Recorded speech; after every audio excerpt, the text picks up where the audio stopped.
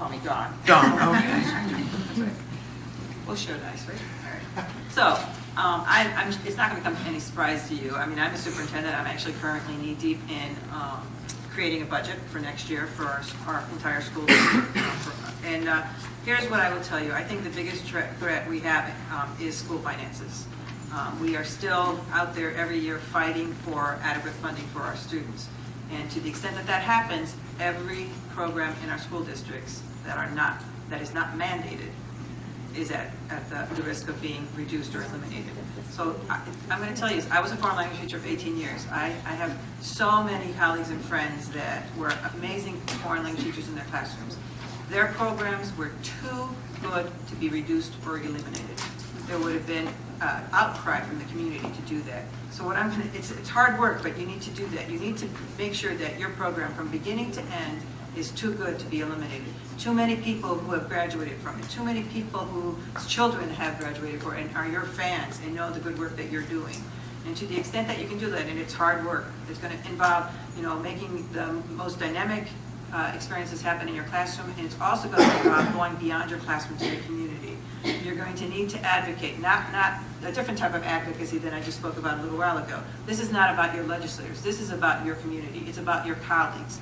It's about the other students in your building. You want to have an experience in that classroom that other kids who are not in your classroom wish they were. You want to have an experience that when those children leave our building and become voting adults, parents of future students, that they remember that experience and wouldn't think twice about their children not only taking the mandated programming that is required in foreign languages, but going on the whole way. I recently had one of my board members said to me, her daughter Sarah is taking Spanish as a freshman at Kent State University because her foreign language teacher, one of my Spanish teachers, said, you cannot stop learning this language. It's going to be so important to you. The board member mentioned this to me recently, and I'm like, that's great. Not only did this teacher advocate for that, but this teacher also is so well respected, they didn't think twice about taking that advice from that teacher. That's who we have to be for our students, for our families, for our community. And I think that's the only way that you're going to prevent having those reductions. I mean, they may happen occasionally, but you want them to feel really, really bad about any decision they make about your you do. You don't want them to feel comfortable saying, you know what, not a lot of students in that program, not a lot of support for that program. If I were to reduce that program or cut that program, nobody's coming to my board meeting to make a complaint about it. That's how good you want to be. Thank you. So I just want to respond a little bit to some of the things that Dawn said, because I think that we need to remember that the costs of losing our programs far outweigh the costs of our programs. There are many budget articles on the NYSAFLT website under advocacy on how you could respond to that. And I'm talking as the daughter of the budget director for CUNY schools and for the Board of Education in New York City. That's what I grew up with. My father's motto was people and programs. So we need to remember our people and our programs. So how many of you have ever had a language program in jeopardy or know someone who has? If I said to you, let's not start teaching math till 6th grade, you would think I was crazy. If I said, let's only teach our students one science, biology, that's the most important, isn't it? Why do kids need more than one science anyway? You would think I was insane. How many of your districts start languages before 6th grade? One. How many are teaching multiple languages, 3 or more? A few. It is insane that we're not starting languages in kindergarten and continuing through college with multiple languages. We are putting our students at a global disadvantage and creating obstacles for them. One of our obstacles is getting languages recognized as critical and maintaining our programs. In the article, The National Imperative for Language Learning, Jackson, Kolb, and Wilson claim, global competence is an area where most American classrooms are falling short. Students will probably study only one language, English, until high school, even though they would learn a second language far more easily if they began in elementary school. 20 out of 25 industrialized countries start teaching world languages in grades K through 5. International business leaders are warning that American graduates may be technically competent, but are increasingly culturally deprived and linguistically illiterate compared with graduates from other countries competing for the same jobs. Advocating for languages has become part of being a language teacher. As the NYSAFLT World Language Cheerleader, I say we all need to insist on languages as part of our students' education.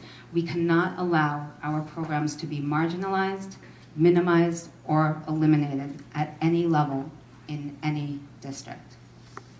Thank you.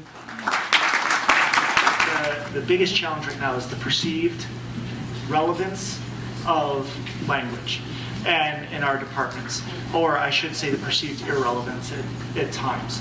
And the concept is everyone speaks English, right, around the globe, so why do we need to learn another language?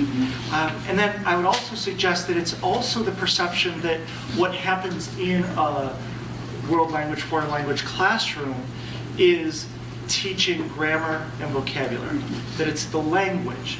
And that really it needs to be understood as not just the language, but the culture and the skills necessary to interact with those from other languages and cultures.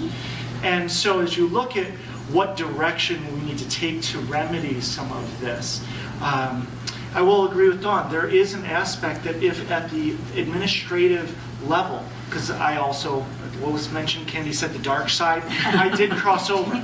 So, I'm just in the darkest part. yeah, unfortunately, it's okay though. Wearing that hat, it is about looking at cost benefit. It is looking at what needs to be in order to keep your district or your building in a whole running. And that's the necessary and dark part of being an administrator, unfortunately. And so you need to help the community see the relevancy. And so there's some ways to do that. One, Dawn mentioned the teacher advocating and preaching. I would say you have to take it down a level as well. The students need to be there. They need to be the ones making the presentations to the board. I've seen some amazing videos from Candy's classroom. Sorry, Candy, I keep mentioning you, but in East Point that they created on their iPads as that initiative was happening to show what the students were doing, not what Candy was doing, but what the students were doing in foreign language classrooms. The other piece too is looking at, I would say as a community, we need to get on board with the pathways. That came up, was talked about, has kind of gone aside. What's going to happen is it's going to be defined for us. And what we really need to do is get up and provide what does a pathway look like? What does the pathway to graduation? So it's an alternative way of getting to that graduation piece. And it's not just about the tests and what tests you have to take. It really is about a comprehensive program. And so we need to define that and define what the positives are for that and the benefits are. And then that is something that people can get a hold of and get behind. And then you're not cutting the one German class, you're cutting into the program and the pathway available to our students. And then the last piece is how to remedy some of this perceived irrelevance is to just, I don't know how many of you have seen the Matt Damon movie where he says, I'm going to science the hell out of this. And so we need to really, I don't know how you say that, authenticity the hell out of it? Sorry, that didn't work so well. But we really need to bring that authenticity into the classroom because if we are having real interactions with people who are native speakers or current speakers, if we are having real connections and communications with people from around the globe, not just turn to the student next to you on an ongoing basis, if we are having real interactions with the larger community, utilizing the language, understanding the culture, then we are embedded back into the community and are no longer irrelevant. So. Wonderful, in a different direction. Because the biggest challenge I see from a P16 perspective is for individual practitioners to stay true to our primary mission of creating conditions for all students to leave with meaningful language proficiency, particularly in speaking. There are too many peripheral issues clouding our vision. We spend inordinate amounts of time trying to shoehorn our practice into one-size-fits-all models like the Common Core, 21st Century Standards, Essential Questions, Danielson's Rubrics, or Marzano's latest product from ASCD. These other constructs may offer some suggestions or inspirations or a lens by which to evaluate our practice, but they should not occupy the bulk of our precious time together during staff development days. Instead, we should be spending our scarce staff development time analyzing our own documents, even going back to modern languages for communication, a vision still largely unrealized. We should be tearing apart the NYSAFLT's can-do statements, the refreshed and renamed World Readiness Standards for Language Learning, studying the actual proficiency levels in great depth, and developing our own language proficiency and intercultural knowledge. Instead of being evaluated by Danielson's generic one-size-fits-all rubrics, we should be studying the rubrics from the TEL Effectiveness Project, telproject.org. They are specific to best practices in world language teaching.